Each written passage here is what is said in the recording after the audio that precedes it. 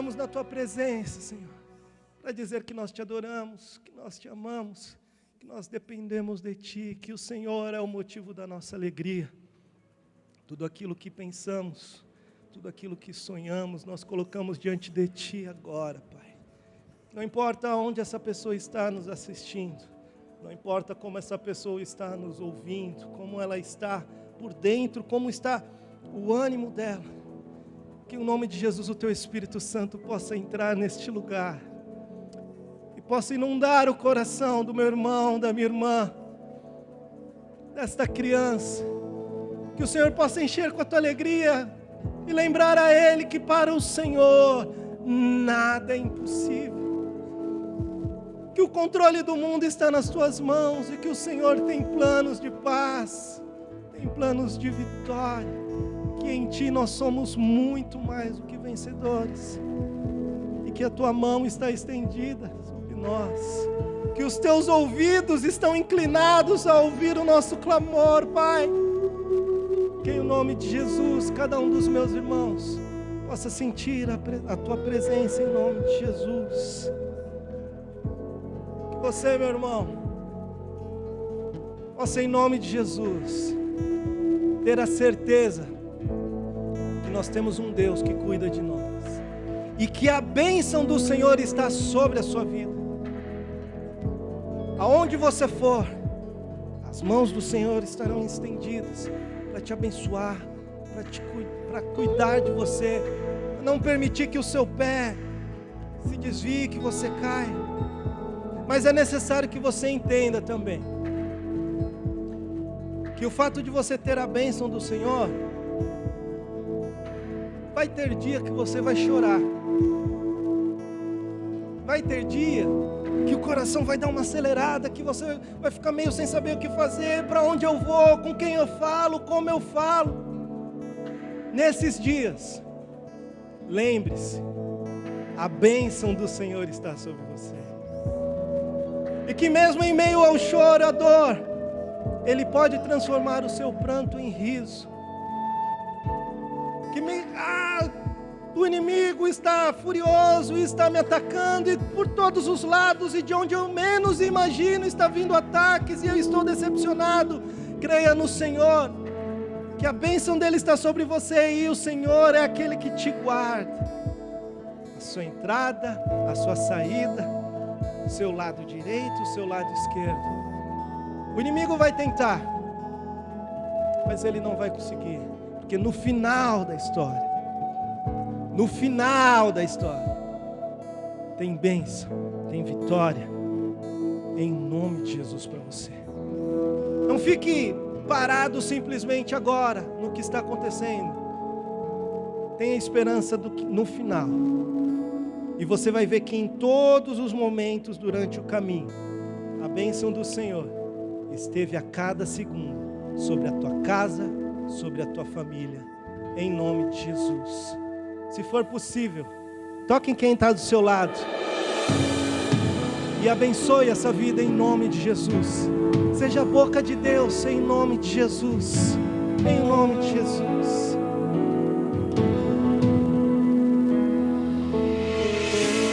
Que o Senhor te abençoe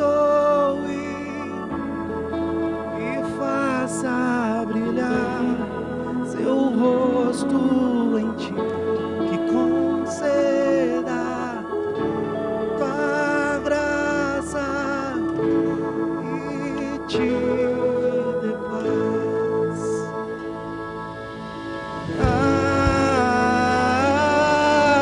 Amém, amém, amém. Receba a paz do Senhor.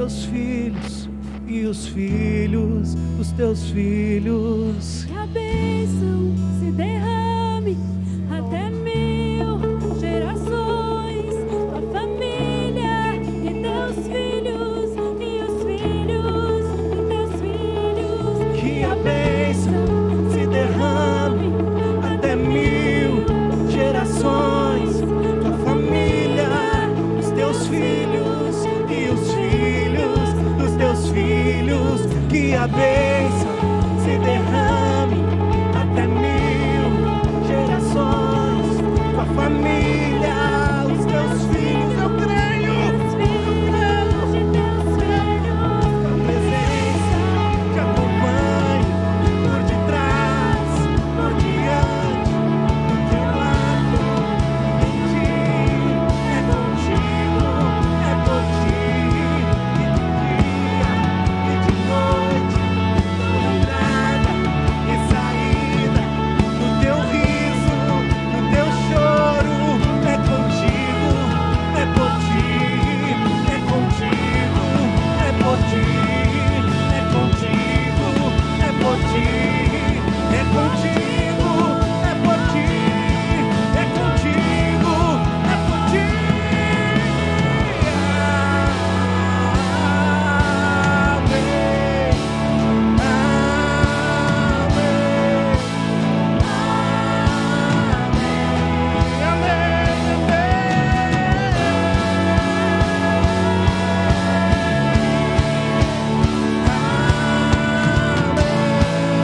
Se você crê, cante comigo, com fé, em nome de Jesus. E a bênção se derrame até 1000 gerações, tua família, os teus filhos e os filhos dos teus filhos.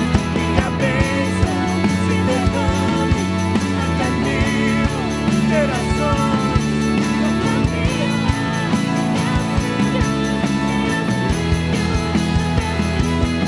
Que a presença te acompanhe por detrás, por diante, do teu lado e em ti. É contigo, é por ti, e de dia e de noite, tua entrada e saída, teu riso, teu choro. É contigo, é por ti, é contigo, é por ti, é contigo, é por ti, é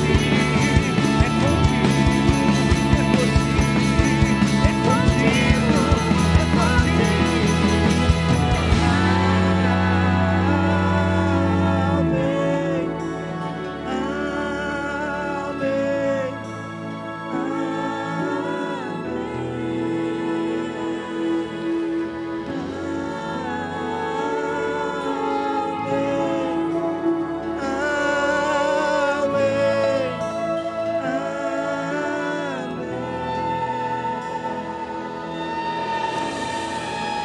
Deus te abençoe, meu irmão. Seja você uma bênção do Senhor, em nome de Jesus, em nome de Jesus. Amém, amém, glória a Deus.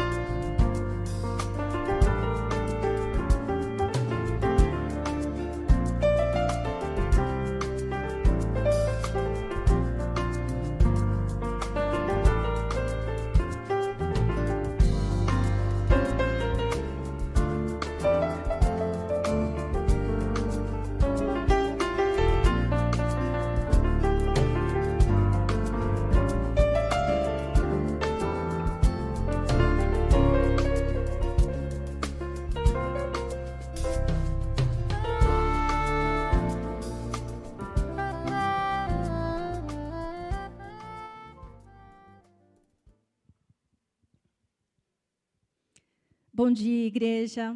Paz seja convosco. É motivo de muita alegria poder estar aqui hoje, falando um pouquinho com vocês.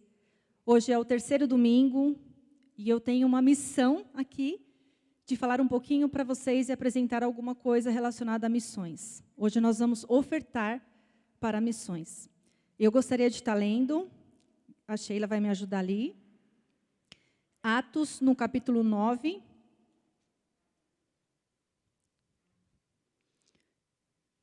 Não é esse.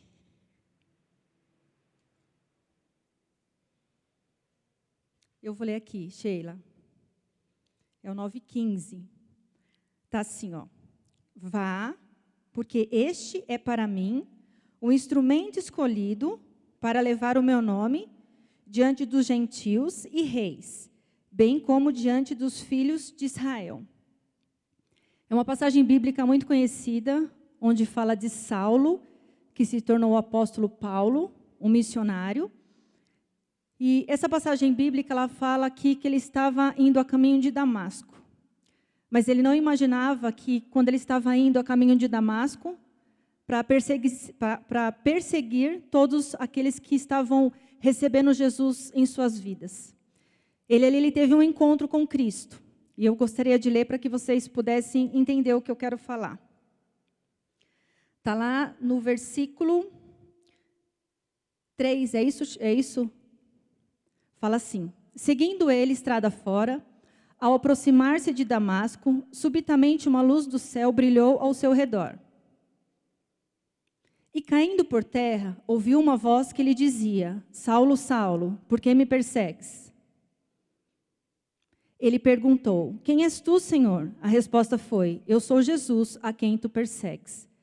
Nós vemos aqui, irmãos, um diálogo entre Saulo e o Senhor. E mais para frente nós vamos entender mais um pouquinho. A palavra do Senhor diz que ali ele ficou sem visão, Saulo, e ele ficou por 3 dias e 3 noites sem comer, sem beber e sem enxergar. Agora nós vamos ler outro versículo. Se eu não me engano é o 10, Sheila. Ora, havia em Damasco um discípulo chamado Ananias. Guardem isso, discípulo chamado Ananias. Disse-lhe o Senhor, numa visão: Ananias, ao que respondeu: eis-me aqui, Senhor. Então o Senhor lhe ordenou: dispõe-te e vai à rua que te chama à direita, e na casa de Judas procura por Saulo, apelidado de Tarso, pois ele está orando. E viu entrar um homem chamado Ananias, e impôs-lhe as mãos para que recuperasse a vista. Nós vemos no início que houve ali um diálogo entre Saulo e o Senhor Jesus. E o que me chama a atenção é quando ele fala discípulo Ananias. A Bíblia não fala isso, mas quando eu estava meditando nessa palavra, me veio algo no meu coração. Se ali havia uma conversa, um diálogo entre o Senhor Jesus e Saulo, por que não continuou esse diálogo? Porque o Senhor chamou Ananias para que fosse lá, colocasse as mãos sobre Saulo, para que os olhos dele fossem abertos e ele pudesse ali ter um encontro com Cristo, porque fala que ele foi batizado. Quando eu vejo aqui falando discípulo Ananias, exatamente isso. Quando eu reconheci o Senhor na minha vida como Senhor e Salvador, automaticamente eu me tornei uma discípula. Discípula é um aprendiz, é um aluno. Eu estou aqui para aprender todos os dias com o meu mestre. Aí eu vejo aqui Ananias. É aquilo que eu falei para vocês, a Bíblia não comenta o porquê que chamou Ananias.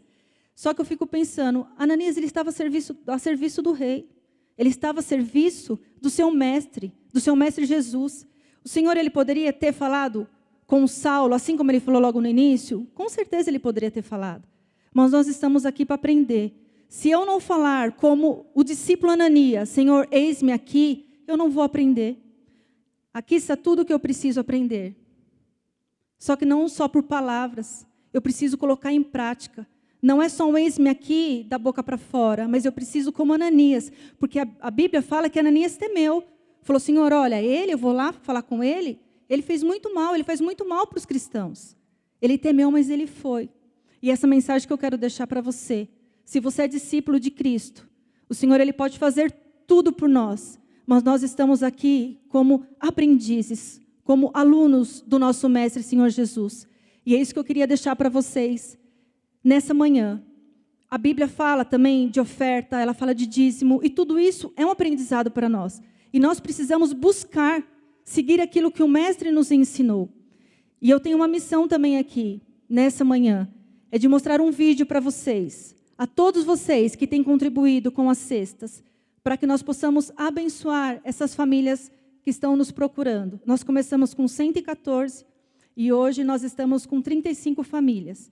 O nosso desejo é que nenhuma delas venham a precisar e que você possa dizer ao Senhor: eis-me aqui, que o Senhor ele vai te enviar para muitos Saulos que se tornaram Paulos, e a mensagem de Jesus chegou até mim e chegou até você. Que você guarde essa mensagem no seu coração nessa manhã.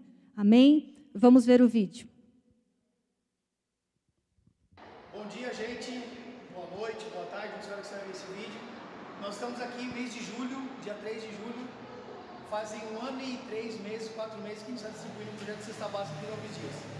A gente diminuiu a quantidade de família. Começamos com 130, 120 famílias. Hoje estamos com aproximadamente 40. Mas a gente aumentou na qualidade. Hoje nós, para a honra e glória do Senhor Jesus, e graças à sua oferta, à sua ajuda, hoje a gente vai distribuir ovo, mistura, junto com a cesta básica. É a primeira vez que a gente está distribuindo mistura. Um kit de higiene que tem pasta, sabonete, detergente. Além desse projeto, gente, queria falar para o pessoal da nossa igreja, a gente tem um projeto dos moradores de rua. É um projeto que está há mais de 3 anos, sem parar, todos os domingos. Então aqui, representando aqui o projeto, a gente distribui também cobertor nesse frio, além da comida, todo final de semana, todo domingo. A pastora Lu cozinha, minha esposa cozinha, a pastora Lu até deu uns docinhos, né, os moradores de rua. Conseguimos internar uma pessoa, mais uma pessoa que era em situação de morador de rua. Então a ideia desse vídeo é mostrar que a igreja do Alves Dias não está parada, que a gente continua com os nossos projetos. E eu agradeço demais a sua oferta, a sua ajuda. Além disso, amanhã, vem pra cá. Amanhã a gente vai ter uma visita numa comunidade que está tudo ali dentro, ali que a gente conseguiu as doações. Não sei se vai ser para uma família, a comunidade de Joaninha. Então tem uma família carente e a gente vai ver se vai trabalhar com essa comunidade. Está precisando muito e para isso a gente precisa de recurso financeiro. Então a ideia desse vídeo é agradecer demais por tudo que você tem feito nesse quase 1 ano e meio ajudando a gente com a sua oferta, com a sua confiança no nosso trabalho. Então, em nome da Igreja do Alves Dias, eu agradeço demais. A gente vai começar a distribuir a cesta agora. Além do seu recurso financeiro, uma coisa que eu peço no fundo do meu coração é que você ore. O meu sonho é que não tivesse mais distribuindo cesta básica, que as pessoas já tivessem voltado à normalidade e não precisassem. Mas enquanto isso, a gente, como corpo de Cristo, estamos fazendo todas as coisas. Então, vamos distribuir hoje as 40 cestas básicas, então se você puder continuar ajudando nesse projeto, eu agradeço demais. Essa equipe, está faltando aqui o Adriano e a Cláudia, a Terezinha também foi embora, por causa da pandemia a gente reduziu. E eu queria agradecer em nome de Jesus, pela sua confiança, pela sua oferta e principalmente pela sua oração para que esse projeto continue, porque é um projeto que nasceu no coração de Deus. Deus abençoe sua vida. Amém. Que nós possamos ser discípulos de verdade na presença do Senhor. Dizer a Ele, eis-me aqui. Só que quando nós falamos para o Senhor, eis-me aqui, o Senhor Ele faz a vontade dEle em nossas vidas. A nossa vontade já não prevalece mais. Nesse momento nós vamos estar orando pelos dízimos. Eu tenho aqui a oferta, o dízimo da construção do templo da irmã Aurora, tem missões que você possa também abençoar. Aqui tem o número das contas da nossa igreja, o CNPJ é o Pix. Você pode transferir, fazer da maneira que for melhor para você. Amém? Vamos orar, agradecer ao Senhor por essa manhã. Senhor, em nome de Jesus, eu te louvo, Pai, te agradeço nessa manhã, Senhor. E eu quero dizer, Senhor, começando de mim, Senhor, que eu sou sua discípula, sim, Pai. E eis-me aqui, Senhor, eu quero aprender muito contigo, Senhor. E eu tenho certeza, Senhor, que muitos dos seus discípulos agora, Senhor, têm levantado a sua mão e têm dito, eis-me aqui, envia-me a mim, Senhor. Que isso possa ser uma verdade todos os dias em nossos corações, Pai. Tem muitos Saulos, Senhor, que precisam ser transformados para Paulo, Senhor. Que precisa ter um encontro contigo, Senhor, e nós estamos aqui, Deus. Abençoe, Senhor, toda oferta, abençoe todo dízimo, toda oferta que é para a construção do templo, Senhor. Abençoe, Pai, abençoe a vida daquele que tem contribuído, Senhor, ofertando com as cestas básicas. Senhor, cubra a sua igreja, Senhor, com as suas bênçãos, Senhor. É o que eu quero te pedir, Senhor, e já te agradecer em nome de Jesus. Amém. Deus abençoe a cada um de vocês.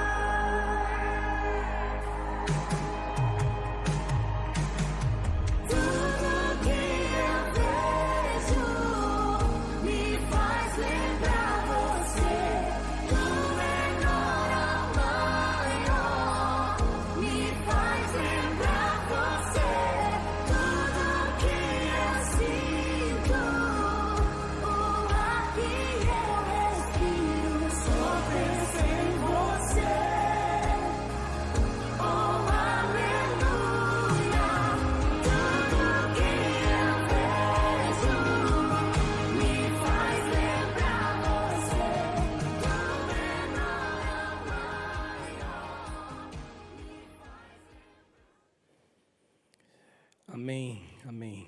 Bom dia a todos, bom dia a todas.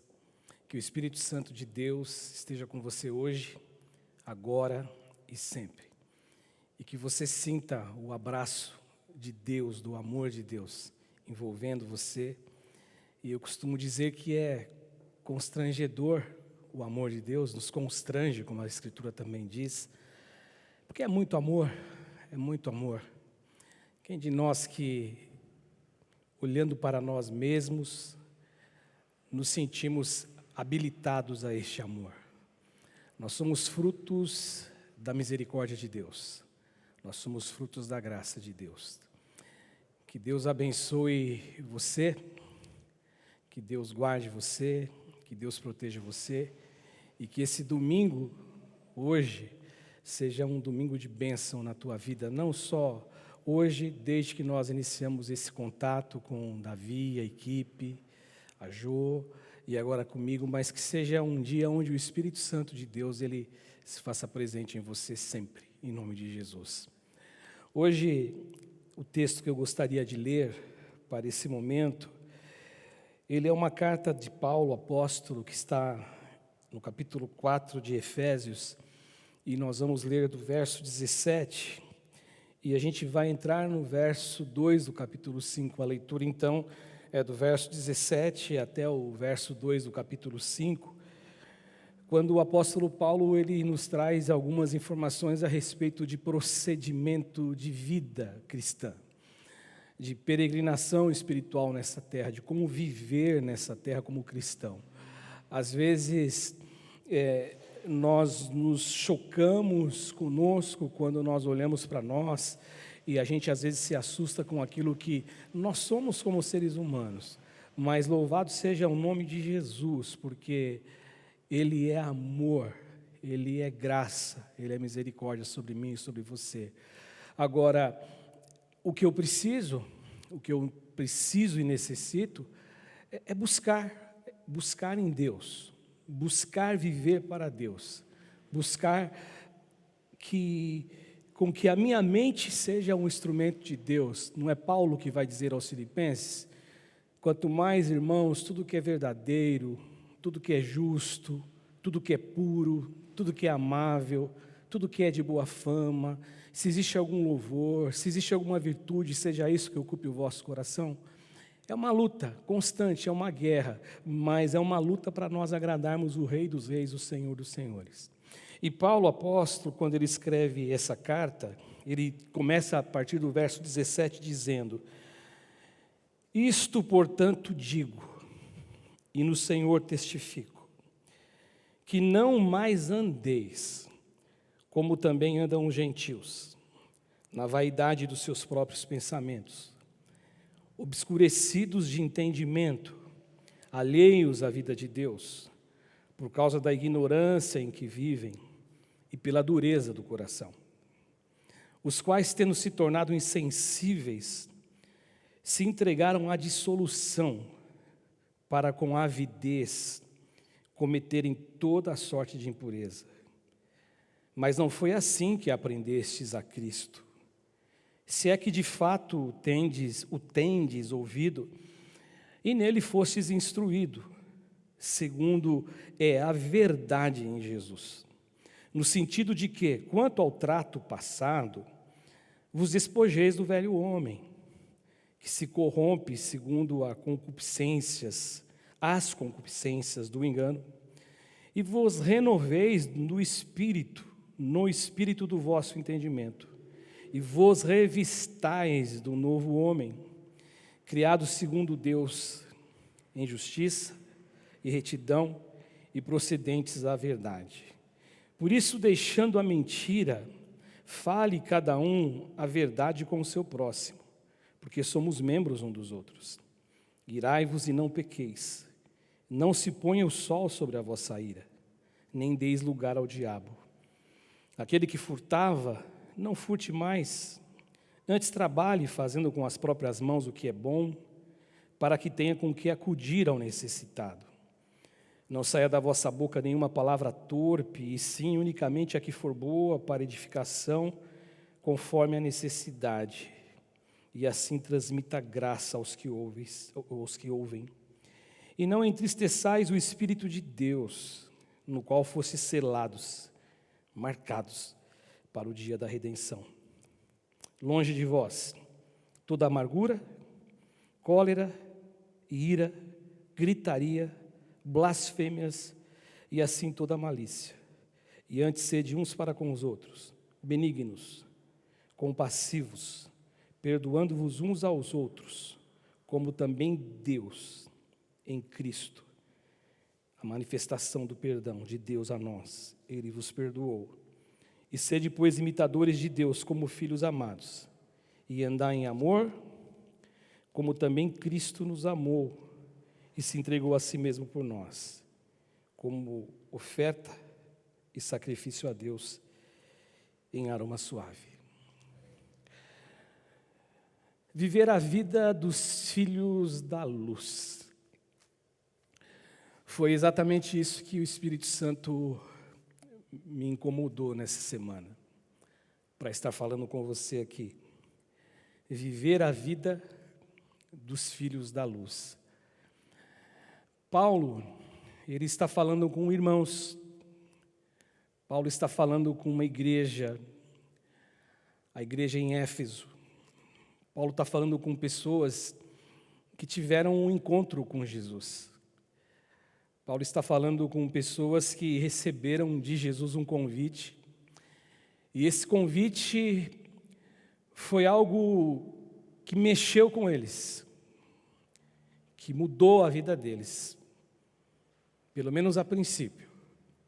Algo que brilhou na alma deles, no coração deles como uma nova chance, uma nova possibilidade, um novo estilo de vida para se ter, uma nova forma de administrar o dia, os dias, os meses, os anos, os relacionamentos.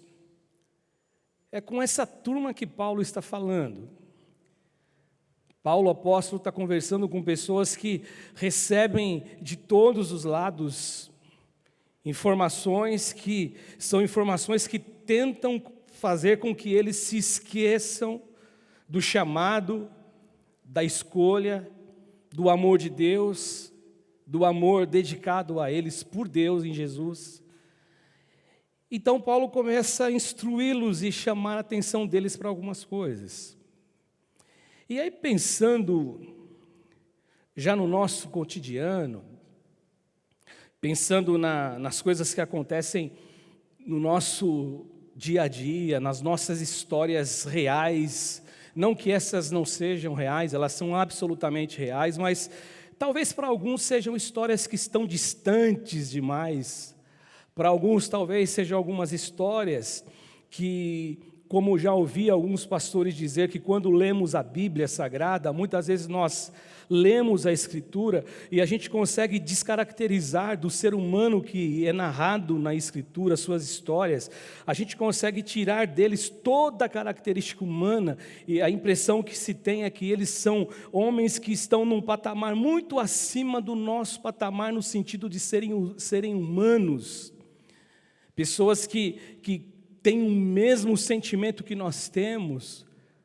Mas quando eu digo o real e olhando para o nosso quintal, para o nosso contexto, quantos de nós que quando recebemos um convite de Jesus, recebemos um convite da boa nova que Jesus apresentou, do Evangelho, e quando nós encontramos com este caminho, esse caminho que trouxe luz na escuridão dentro de nós, esse caminho que nos transportou, como Paulo fala, do reino das trevas para o reino da luz. Quantos de nós, quando chegamos em casa felizes da vida, ou no trabalho, ou num convívio com alguém, com o coração preenchido de uma paz que não existe explicação na razão e na lógica humana,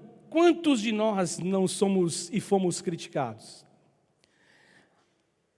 Parece que aquela alegria que você teve de encontrar-se com Jesus, alguém da sua família vem e joga um bloco de gelo sobre a sua cabeça, e parece que aquilo tudo te traz uma tristeza enorme.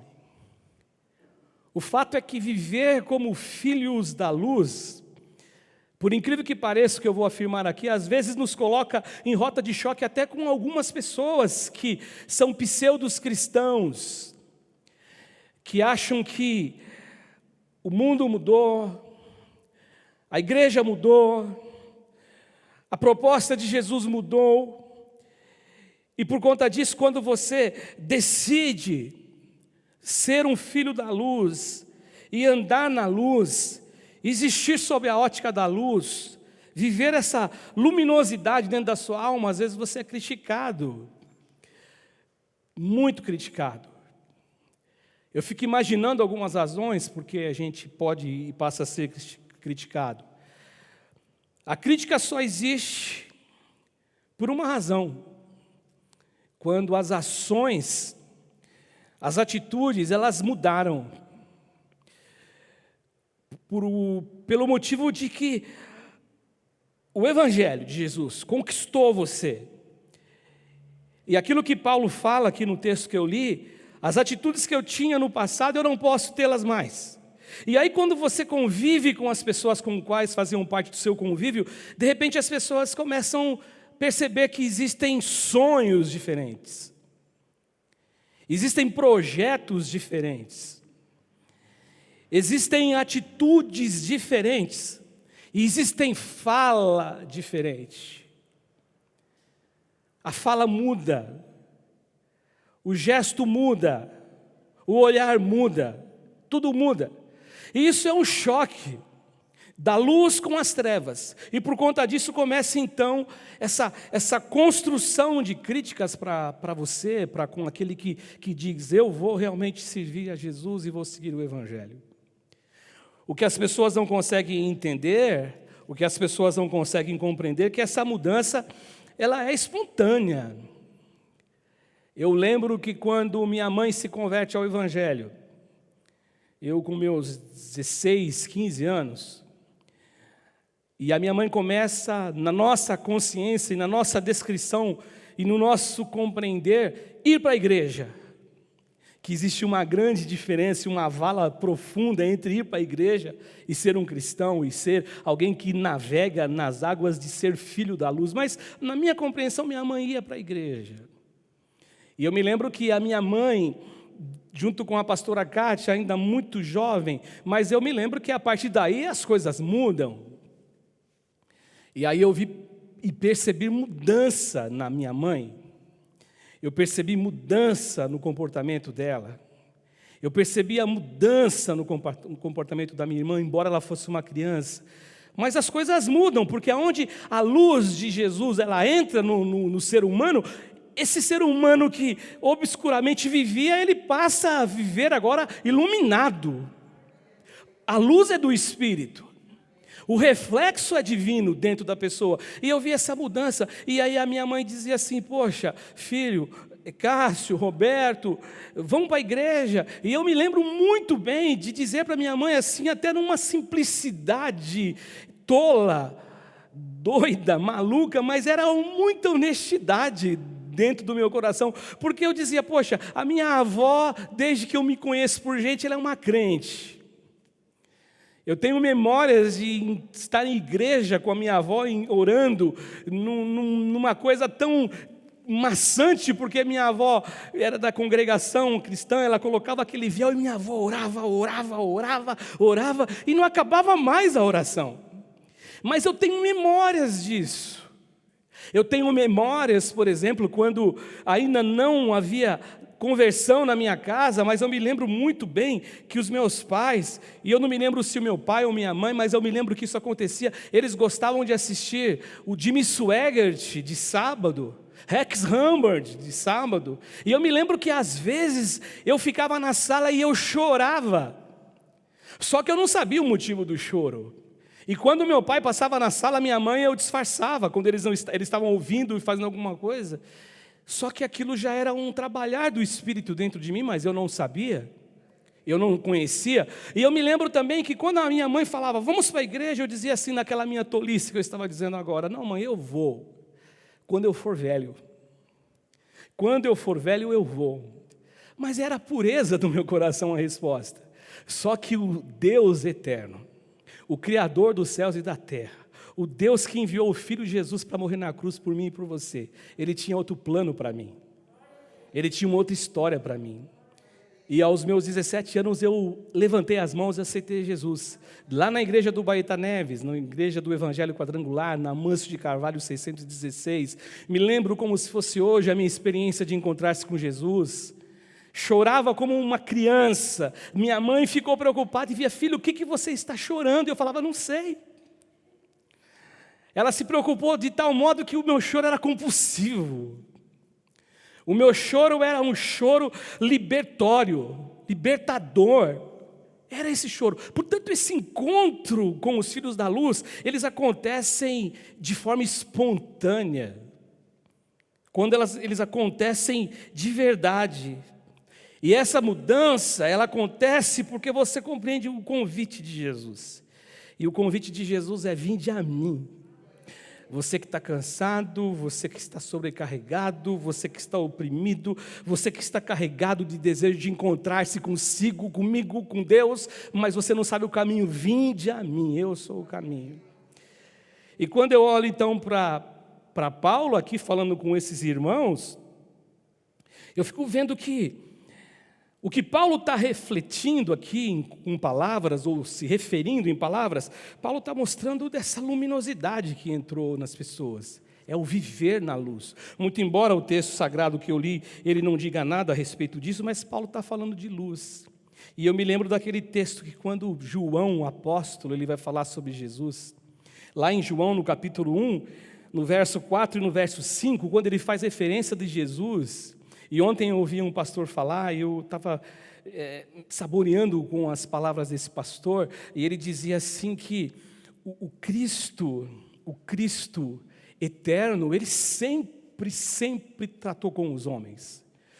E nós temos a graça e o privilégio de conhecer hoje, e conhecer um dia o Cristo histórico, que viveu há quase 2000 anos atrás e morreu na cruz, por mim e por você. Mas esse Cristo histórico, ele só veio confirmar e ratificar e nos mostrar para que a gente tivesse uma compreensão melhor de que Deus é amor, de que Deus é luz, de que Deus brilha. Ele veio para brilhar no meu coração e no teu coração. Mas o Cristo histórico, o Cristo eterno, melhor dizendo, o Cristo que sempre existiu, que diz assim que ele é o Cordeiro morto antes da fundação do mundo, esse Cristo histórico, ele sempre se manifestou entre os homens.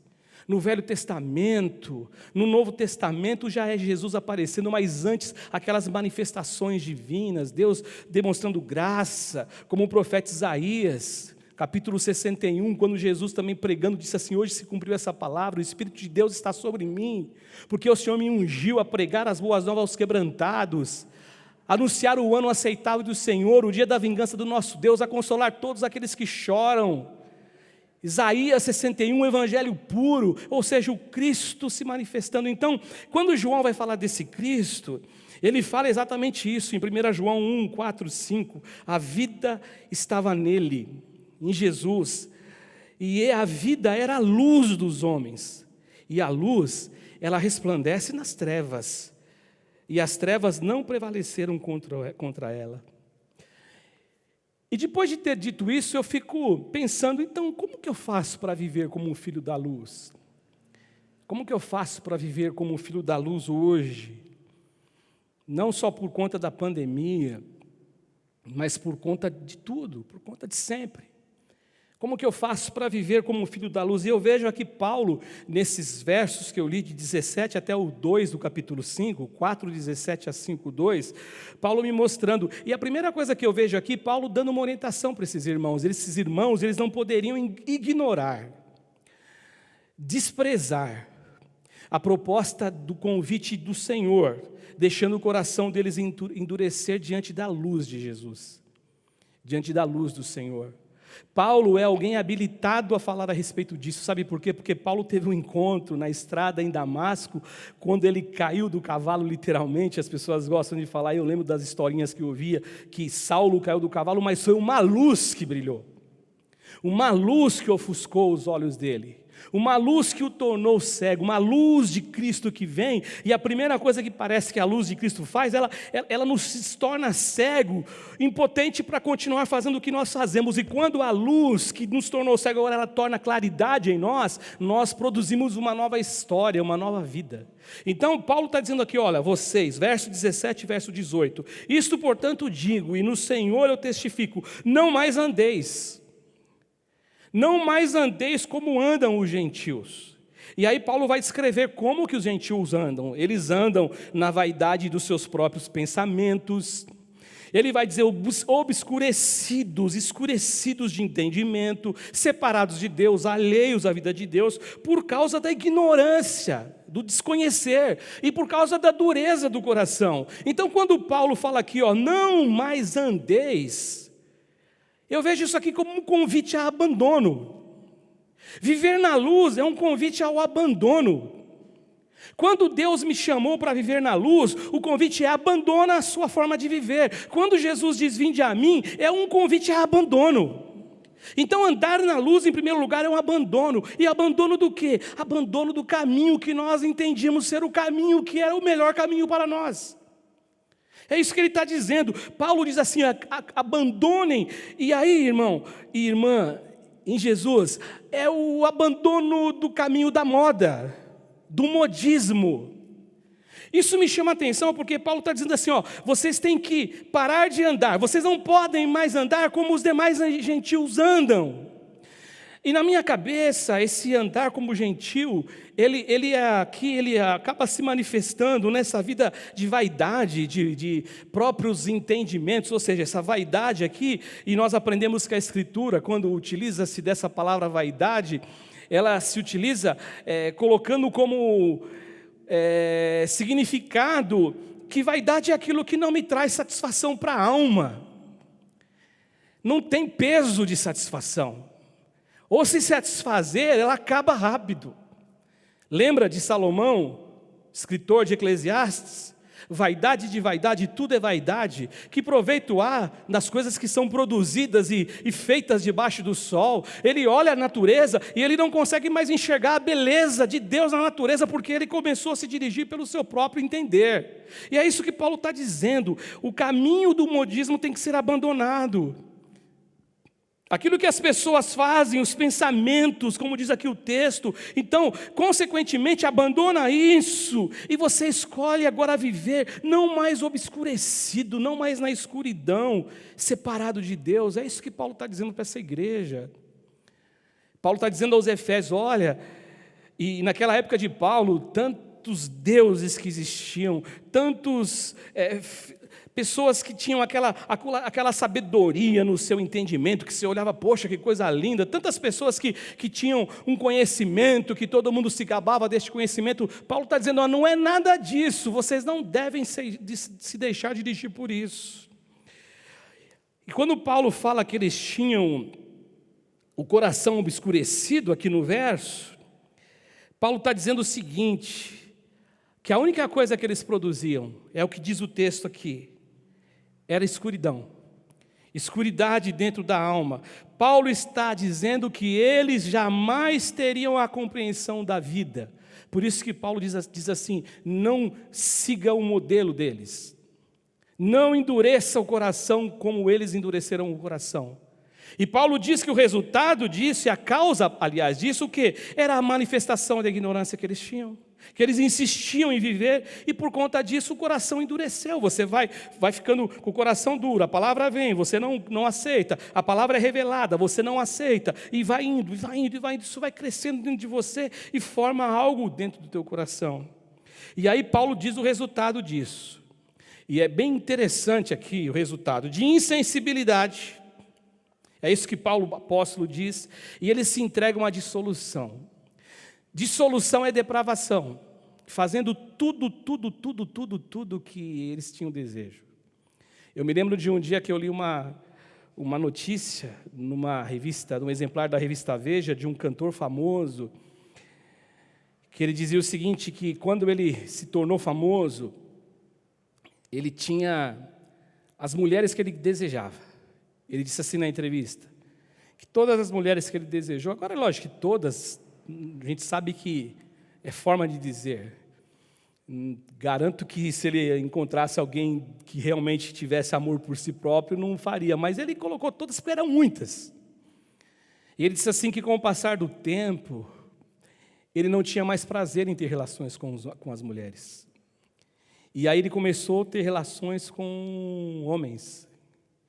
Porque Jesus diz aqui por meio de Paulo, esse obscurecer-se, esse coração que trava, e a ignorância prevalece.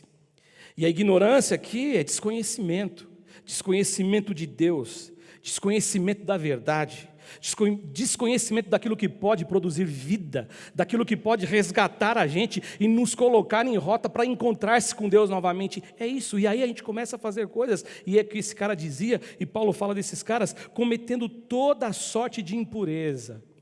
E outra coisa me chama a atenção aqui, por que Paulo está dizendo assim para uma igreja? Por que Paulo está falando assim com uma igreja? A igreja em Éfeso. Por que Paulo está orientando? Porque realmente existiam alguns que se converteram ao Evangelho, mas não queriam abandonar os costumes anteriores. Viver como filho da luz, existir como filho da luz, requer da gente abandono a alguma coisa. O convite de Jesus sempre será um convite ao abandono. Convite a deixar algumas coisas de lado. E aí Paulo no verso 21 e no verso 20 e 21, Paulo diz o seguinte, vocês não aprenderam assim com Cristo. Olha o que diz o verso 20, mas não foi assim que vocês aprenderam a Cristo, se é que de fato o tendes ouvido, e nele fosses instruído, segundo a verdade em Jesus. O que Paulo está dizendo aqui, se existe o contato de Jesus, se existe a manifestação da luz de Jesus, obrigatoriamente tem que existir uma nova atitude. É isso que Paulo está dizendo. Não foi assim que vocês aprenderam, se é que de fato vocês aprenderam. Não podemos permanecer, Paulo está dizendo, vocês não podem permanecer alheios à vida de Deus. Vocês param de endurecer esse coração, vocês precisam abrir o coração para que a luz entre. Viver como filho da luz, ou filhos na luz e da luz, eu preciso, em segundo lugar, que o Paulo vai me mostrar aqui nesse texto, carregar disposição. A Josemara falou de discípulo, de disciplina, de aluno. Discipulado é isso. É aluno. É alguém que paga um preço. Ouvindo um pastor também esses dias, ele dizia assim a respeito de um trabalho na igreja dele, onde existe um departamento que cuida das pessoas. Mais ou menos, talvez eu colocaria em grau de equiparação as nossas células. Alguém discipulando alguém. E eu me lembro que o pastor disse assim, num culto, você que deseja ser cuidado, você tem que ter disciplina, porque você vai ter que ter uma agenda nova agora.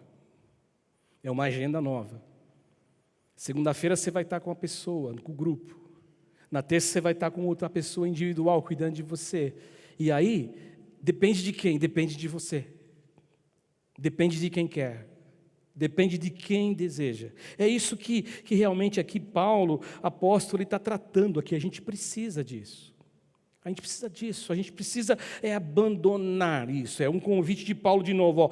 Mais uma vez aqui, existe aqui a manifestação do abandono, da entrega. É isso que Paulo está dizendo. E no verso 22, Paulo vai dizer o seguinte, mais uma vez aqui manifesta esse convite. Olha o que ele diz, no sentido de que, quanto ao trato passado, vocês devem despojar do velho homem.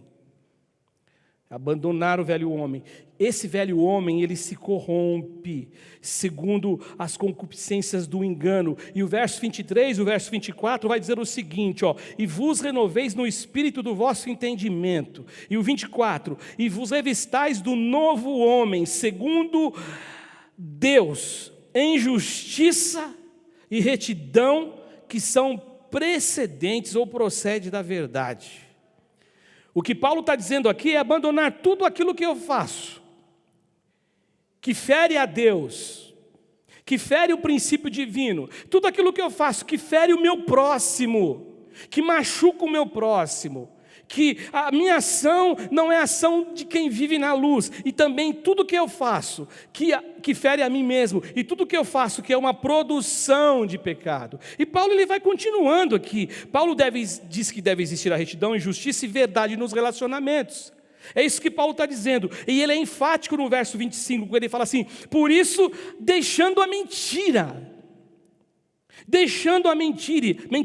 fale cada um a verdade com o seu próximo, porque nós somos membros um dos outros, nós somos membros do corpo de Cristo. O corpo de Cristo, nós fazemos parte deste corpo, o cabeça é Cristo, e nós somos irmãos em Cristo Jesus. Portanto, tem que abandonar essa mentira, tem que abandonar e dizer só a verdade. Agora, é muito, muito, muito forte você imaginar que Paulo está falando com gente que teoricamente ou de verdade se converteu.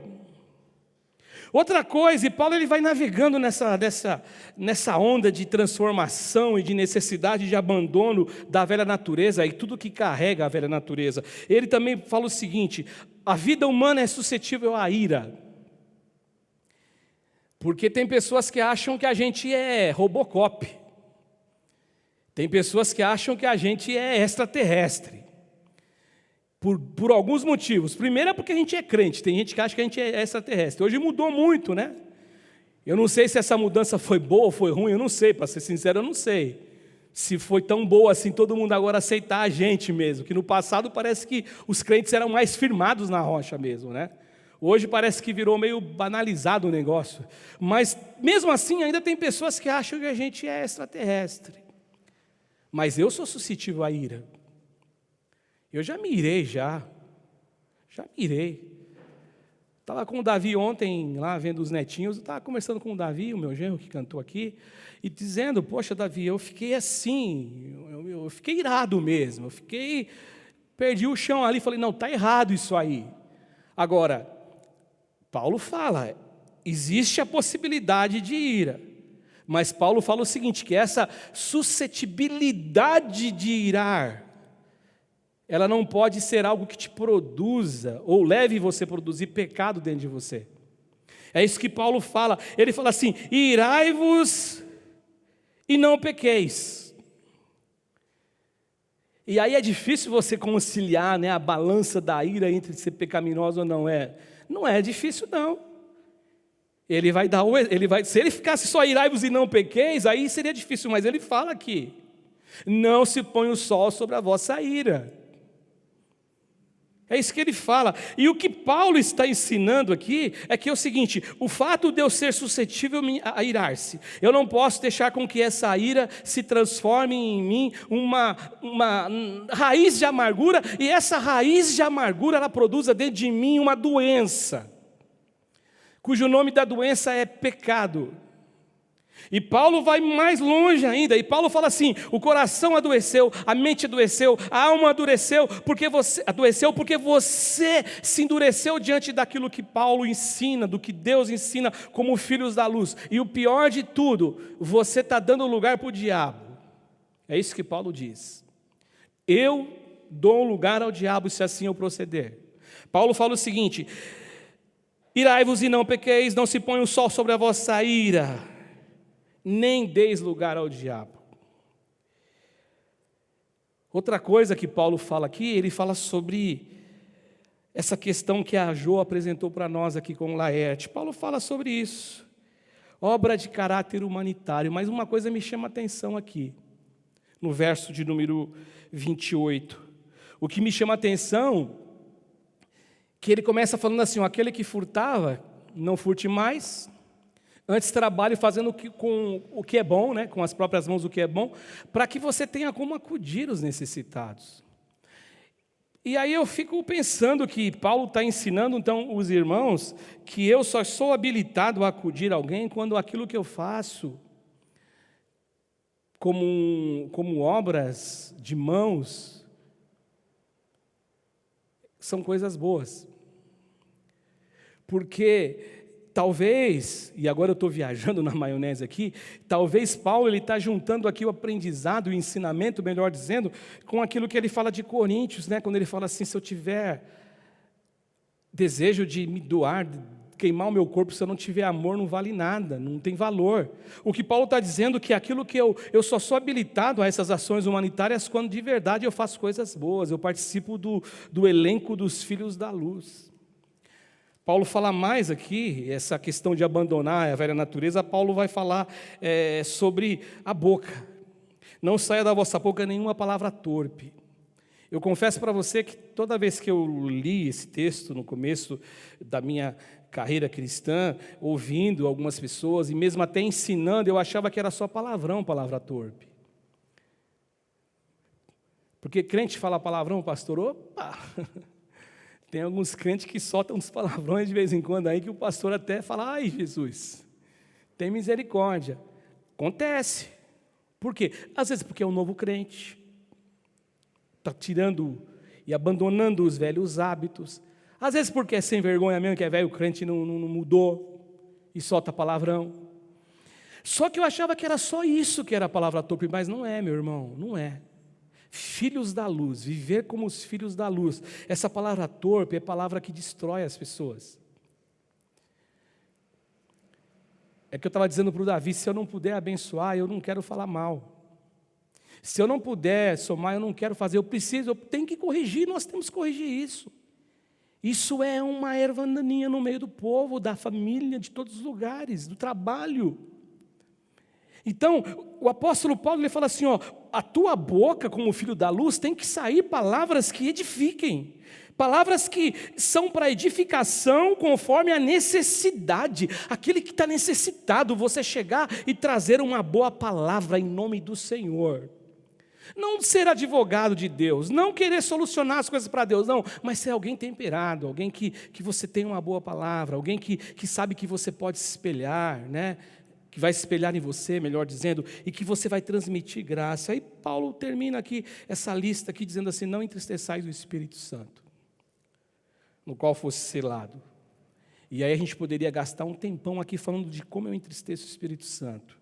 Mas no verso 25, eu coloquei aqui, porque fala assim, entristecer o Espírito Santo, na minha visão, uma das coisas básicas é deixar de falar a verdade. No verso 25 é isso que ele fala, deixa a mentira e fale a verdade.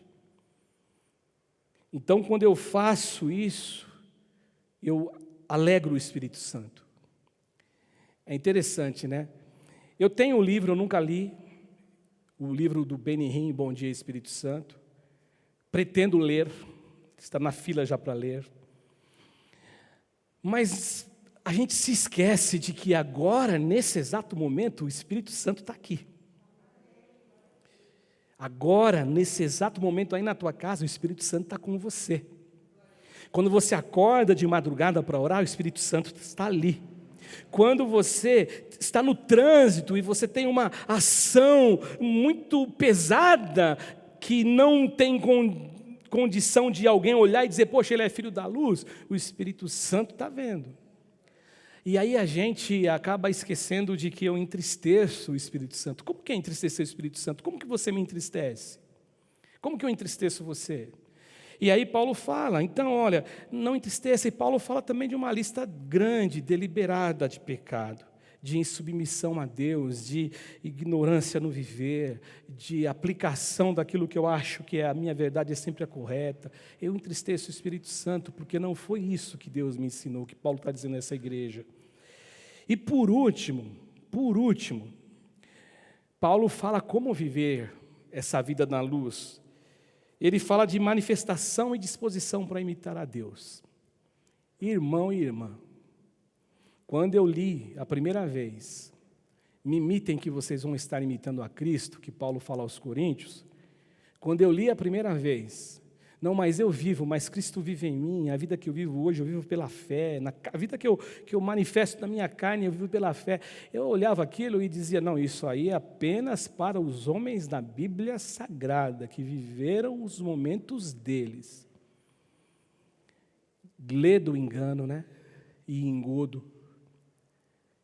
Cristo, Ele deseja que você imite a Deus. Deus deseja que você o imite. E Ele fala exatamente isso, ó, sede, pois, meus imitadores, no capítulo 5, verso 1 e 2. Como filhos amados, e andai em amor, como também Cristo nos amou, e se entregou a si mesmo por nós, como oferta e sacrifício de Deus em aroma suave. Então Paulo, ele ratifica e ele esgota o assunto dizendo que para ser filho da luz tem um direcionamento, existem diretrizes.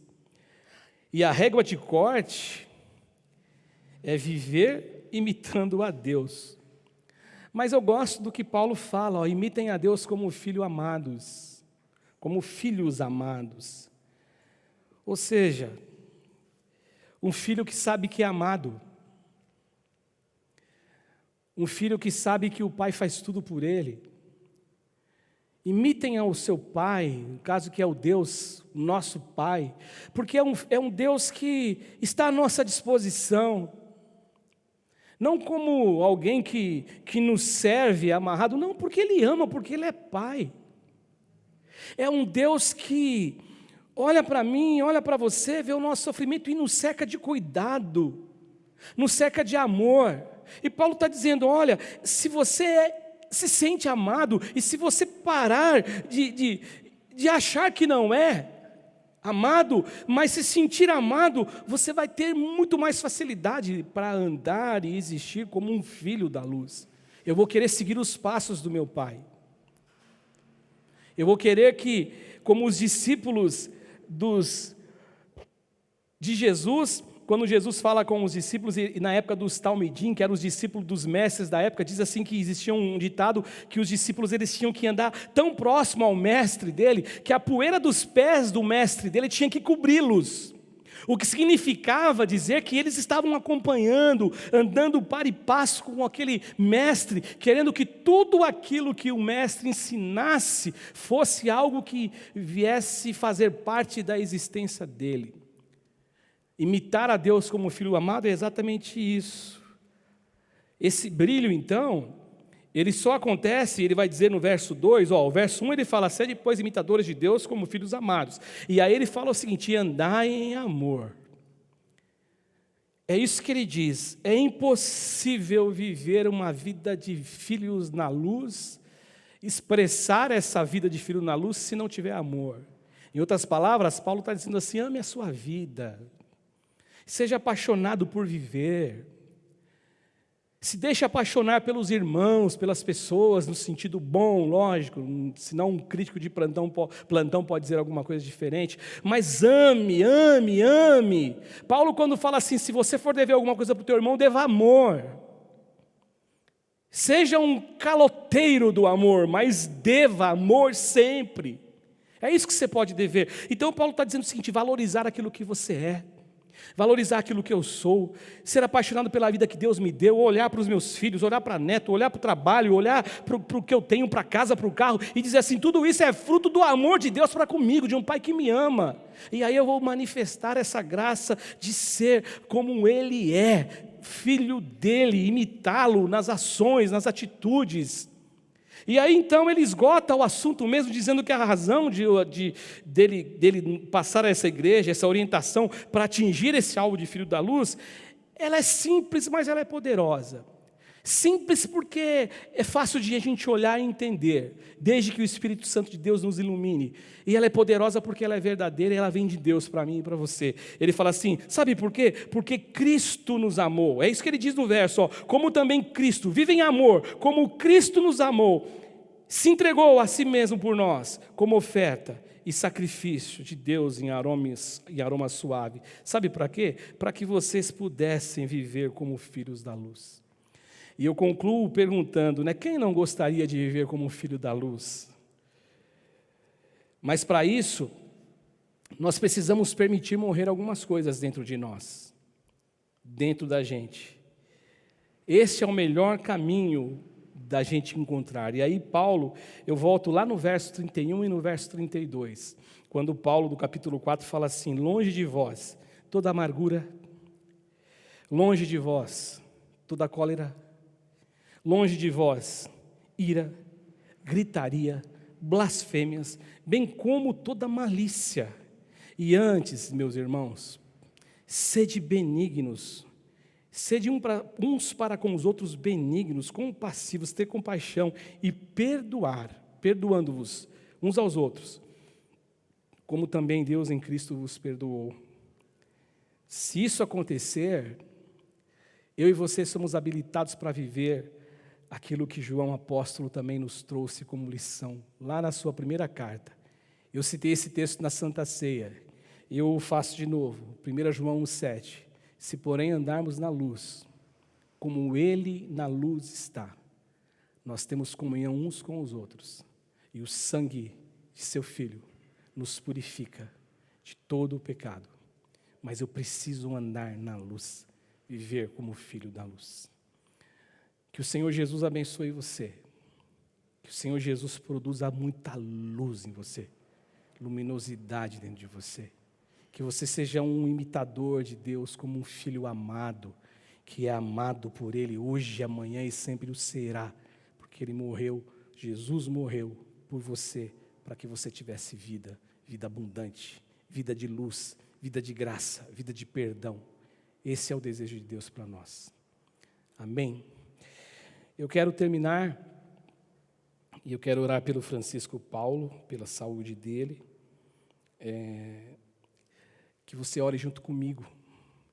Agradecer também a Deus, porque a nossa irmã Rita, até na quinta-feira o pastor Ivaldo está falando para parar, a Rita é só se ela ficar doente, né? Mas essa semana ela já voltou para casa, estava no hospital, já voltou para casa. Quero orar, agradecendo também, orar por todos os enfermos, todos os que estão doentes fisicamente, aqueles que estão na obscuridade do coração e da alma, que é alguém que você ora, alguém que você apresenta a Jesus. Vamos orar? Senhor Jesus, eu apresento agora a vida do Francisco Paulo, apresento a vida desse teu filho. Não o conheço, não sei como ele está, não sei a condição dele agora e hoje, mas eu sei que Tu és o Deus poderoso, o Deus que cura. Jeová Rafa é o Teu nome, o Deus que quando abre porta, ninguém fecha, o Deus que fecha a porta e ninguém abre, mas o Deus quando determina uma cura, ainda que os médicos não consigam trazer luz e consigam compreender o porquê, a razão, a causa, não existe explicação, porque milagre não existe explicação. Eu te peço, coloque as Tuas mãos sobre ele. Te agradeço pela vida da Rita, que o Senhor conserve ela com saúde, que o Senhor conserve ela com saúde física, que o Senhor aguarde pelo Teu poder. Apresento todos os enfermos, todos os doentes, aqueles que estão hospitalizados, aqueles que estão entubados, aqueles que estão passando por um processo de muita luta para sobreviver. Espírito de Deus, o Senhor que visita todos os lugares, a Tua palavra diz que da Tua morada o Senhor contempla a cada morador da terra. O Senhor é um Deus que nós não sabemos explicá-lo com palavras humanas. Nós, o mais sábio dos homens, não saberia definir quem Tu és de verdade, quem é Deus a quem nós conhecemos. Tu és o Deus bondoso, glorioso, e eu te peço em nome de Jesus, visita essas pessoas agora, visita aqueles que estão enfermos na alma, que a escuridão tomou conta do seu ser por alguma situação, que a luz do Evangelho brilhe sobre eles, e que eles entendam e ouçam a voz do Espírito que diz, e a noiva hoje diz, quem tem sede venha e beba de graça da água da vida. Eu te peço pela tua igreja, eu te peço pelos teus pastores, eu te peço por todos os teus homens e mulheres investidos de autoridades dessa igreja, aqueles que são membros dessa congregação. Espírito Santo de Deus, que a tua bênção seja sobre nós. Nos dê um domingo de bênção, de graça, de vitória. Nos dê um domingo de paz e uma semana debaixo da tua proteção. É o jeito e a forma que eu apresento a minha oração hoje, crendo que o Senhor nos ouve, como diz sempre o pastor Ivaldo, que o Senhor sempre nos ouve. Não existe oração errada. Errado é não orar. E não existe oração que o Senhor não atenda, quando o coração é quebrantado e sincero. Ouça a nossa oração, hoje e sempre, em nome de Jesus.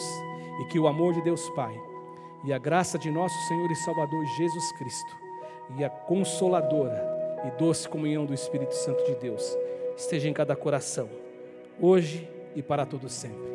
Amém. Amém.